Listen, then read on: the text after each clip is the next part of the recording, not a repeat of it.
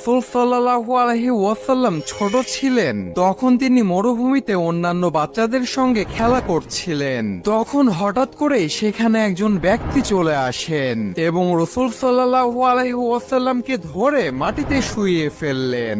এই দৃশ্য অন্যান্য বাচ্চাগুলা দেখে তারা পালিয়ে গিয়ে তার মা বাবার কাছে গিয়ে বলল, মুহাম্মদকে হত্যা করা হচ্ছে।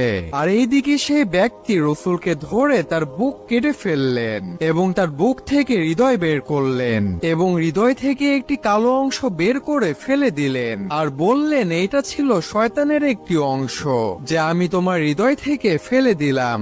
এরপর রাসূলের হৃদয় জমজমের পানি দিয়ে ধুয়ে দিলেন এবং হৃদয় বুকের মধ্যে ঢুকিয়ে দিয়ে বুক লাগিয়ে দিলেন। এরপর সে ব্যক্তি সেখান থেকে চলে গেলেন। আর এই ব্যক্তিটি কোনো মানুষ ছিল না, তিনি ছিলেন ফেরেশতা জিবরাইল আলাইহিস সালাম।